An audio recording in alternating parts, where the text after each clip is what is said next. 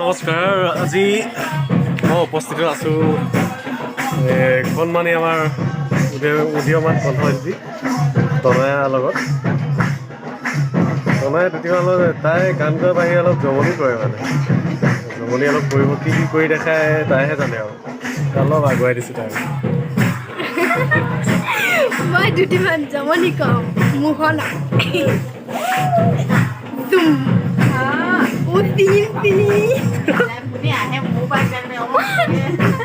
মই এতিয়া এটা গান গাম। গান গাম এতিয়া।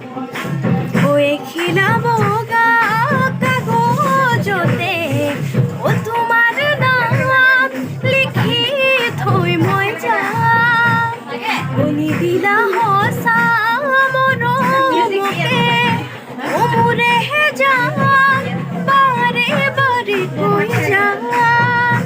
তুমি নুবুজিলা, এবাৰো নাভাবিলা, সঁচা মৰম কিয় দলিয়াই পেলালা। নালাগে তোমাৰে মৰম।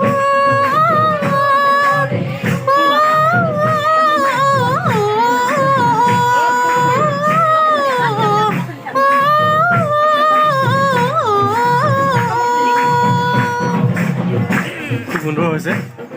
গীতি কাৰ হৈছিলে বাৰু আজি? গীতি আকাশ প্ৰীতম আৰু নীলাক্ষী।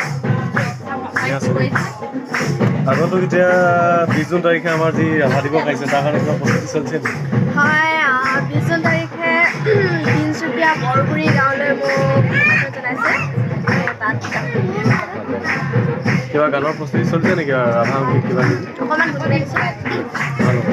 মোৰ কবিতাৰ ছন্দ লাগি স্পন্দন তোৰ জাগেনে, স্পন্দন তোৰ জাগেনে। কথা মালিকাৰ গন্ধ লাগি পুৰণ সপোন ভাগেনে, ভাগেনে তোৰ মনৰ সপোন ভাগেনে, তোৰ মনৰ সপোন ভাগেনে। এবাৰ পঢ়াৰ বিষয়ে অলপ সুধো। কোন ক্লাছত পঢ়িছে বাৰু? ক্লাছ 9 ন? পঢ়াৰ বাহিৰে আৰু গান গোৱা, তাৰ বাহিৰে আৰু কি কৰা? নাচি ভাল পাওঁ। ডেইলি গান ৰিহাৰ্চ কৰা চাগে? কেইঘণ্টাকৈ কৰা?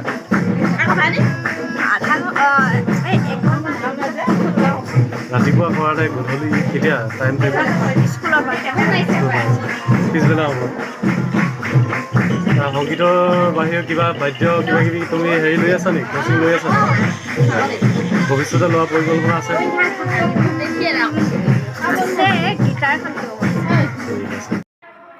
ঠিক আছে, তেতিয়াহ'লে ধন্যবাদ থাকিল তোমাৰ ইমানখন সময় দিয়াৰ বাবে।